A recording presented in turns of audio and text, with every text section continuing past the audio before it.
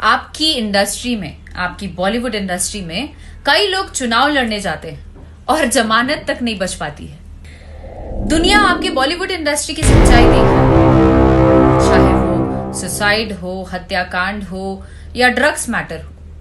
प्रणाम, उम्मीद करती हूं आप सभी स्वस्थ और सुरक्षित होंगे। दोस्तों, 2-3 दिन पहले रवि किशन जी ने संसद में अपनी आवाज उठाई थी ड्रग्स के बड़े ही तेजी से पैर पसारने को लेकर फिल्म इंडस्ट्री में। उन्होंने आवाज क्या उठाई, एकदम से हंगामा मच गया। कोई कहता है थाली में छेद कर रहा है, तो कोई पूरी की पूरी भोजपुरी इंडस्ट्री पर ही उंगली उठा रहा है।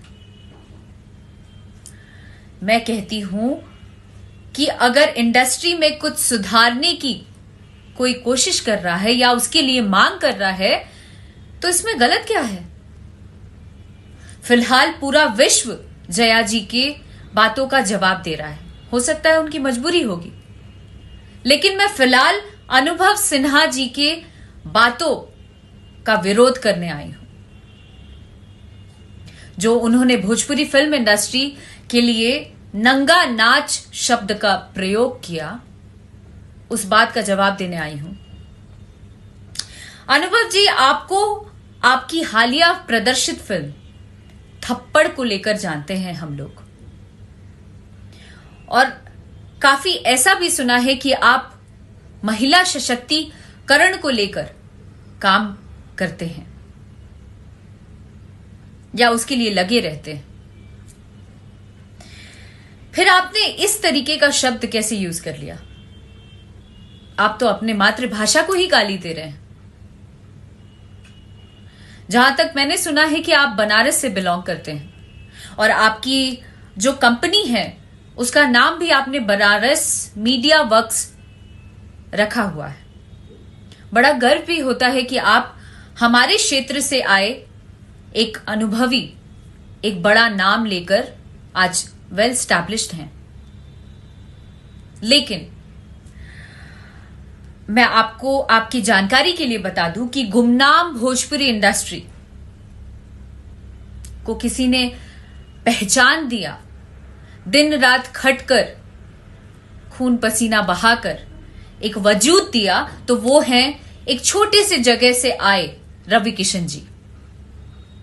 भोजपुरी सिनेमा ने बिना किसी सरकारी मदद या भोजपुरी क्षेत्रों से आए लोग के बिना किसी मदद के भोजपुरी ने अपनी एक अलग पहचान बनाई है, एक अलग नाम बनाया है, अपना वजूद बनाया। मैं मान सकती हूं कि कुछ एक फिल्में हर एक भाषाओं में वैसी बनी हैं, लेकिन अच्छी अच्छी फिल्मों को भी हमारी भोजपुरी इंडस्ट्री ने दिया है, जिसके बदौलत भोजपुरी सिनेमा व भोजपुरी के कलाकारों का उनकी वजह से मान है। आपकी इंडस्ट्री में, आपकी बॉलीवुड इंडस्ट्री में कई लोग चुनाव लड़ने जाते हैं और जमानत तक नहीं बच पाती है। हमारी इंडस्ट्री ने 2-2 सांसद दिए हैं। दुनिया आपके बॉलीवुड इंडस्ट्री की सच्चाई देख रहा है, चाहे वो सुसाइड हो, हत्याकांड हो या ड्रग्स मैटर हो। सब कुछ जानता है। और वही कहते हैं ना कि आप करें तो सब कुछ अच्छा और हम करें तो गंदे हैं। वाह, क्या बात है। अनुभव जी, आपको लोग बुद्धिजीवी जानते थे, पर आप बेशक अच्छा काम करें हमारी इंडस्ट्री के लिए भी, पर दूसरों ने जो किया है उसकी निंदा ना करें, उसको गलत ना बोलें।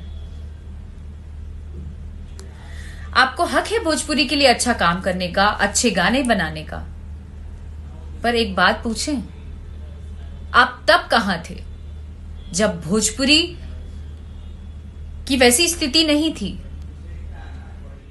आज जब भोजपुरी के दिग्गजों ने काम कर मेहनत कर भोजपुरी इंडस्ट्री को उस लायक बना दिया, तो आज आप जुम्मा 4 दिन से आए और भोजपुरी पर उंगली उठा रहे हैं।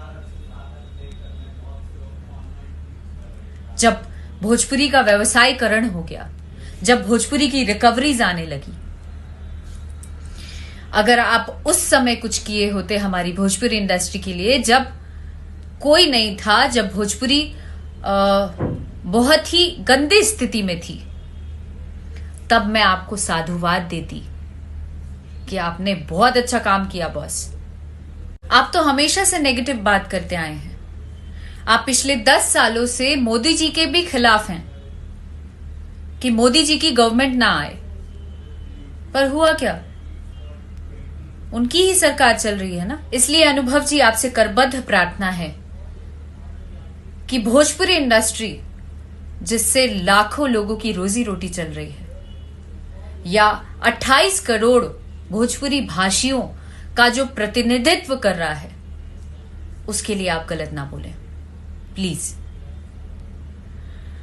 और आपने जो कहा है उसके लिए आप खेद प्रकट करिए। आज जो रवि किशन जी ने अपना नाम बनाया है वो नंगा नाच करके नहीं बनाया है।